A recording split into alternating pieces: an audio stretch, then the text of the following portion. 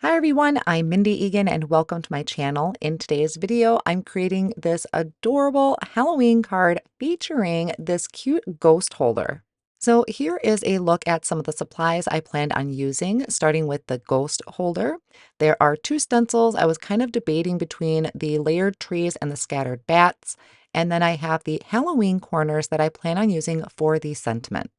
The colors I picked out for my background are Key Lime, Turquoise Sea, and Dark Lilac from Gina K Designs, and I am going to start my card by ink blending my background. I have a piece of smooth white cardstock cut to 4¼ by 5½, and I'm starting on one end with the Key Lime ink, and I'm going to blend about 1/3 of the way up. Then I'm going to come in with the Turquoise Sea Ink. Now for all of my blending, I am using the Altenew large blending brushes.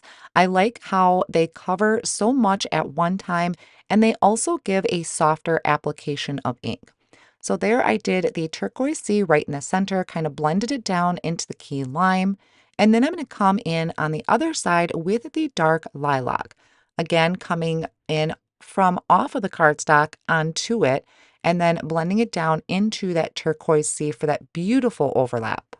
Now I'm going to do my stencil background. So this is the scattered bats. This is the stencil I decided to use. And I'm going to take my cardstock and just put some repositionable tape on the back, and that's going to secure it down to my glass work surface. I will take the stencil, place it over the top, and then I'm going to hold it down with just some washi tape. Any type of low tack tape will work. Or if you have a magnetic surface, you can use your magnets. So my intention with this background is I knew that I wanted to use the Simon Hurley Astro paste in Frostbite, but in order to use Frostbite and really get it to show, you need to put a color of ink down first. So I'm starting off with some black Onyx ink and a blending brush, and I'm going to add that all over my stencil. I'm going to leave the stencil in place. I'm going to take a paper towel and just buff off a lot of that excess ink. Then I'm going to bring in the Astro Paste and Frostbite. And what this is going to do is add some sparkle to our bats without any glitter. So this is kind of part of his new glitter line that he has, but this isn't really glittery. It's just going to add some really cool sparkle. If you have black sparkle paste, that would be awesome. I think this turned out really neat, but keep in mind, when you see me do the reveal, it is not going to look good. And even as it's drying, it's not going to look good either. So for this to really show its true beauty, you need to let that paste dry completely. I remove my stencil, I'm picking up my cardstock, I'm going to set this off on the side to dry, and I'm going to wipe up my work surface with a baby wipe, and then I'm going to take my stencil to the sink and wash that off right away with some warm water and soap. While that background is drying, I am going to work on my ghost holder. So this set is super adorable. It is this perfectly sized ghost. And when you die cut it, it kind of die cuts out some little arms there where you'll be able to tuck different things in. There's also a face that I added on to the front. It's going to pop out for eyes and a smile. And then we have the pumpkin. So the pumpkin is one die piece. You just need to die cut it from an orange colored cardstock and a light green colored cardstock in order to get the stem and the pumpkin color. And then I'm going to add a little dimension around my pumpkin. So I'm using, I think this was tomato soup from Gina K Designs and one of my detail blending brushes. I'm also using my craft pick to kind of hold that cardstock in place while I got around the outer edge. And then whatever leftover ink I had on my green blending brush is what I used for the stem. Now for the ghost, I am adding, I think this was called Morning Frost from Altenew. It is a really, really light gray.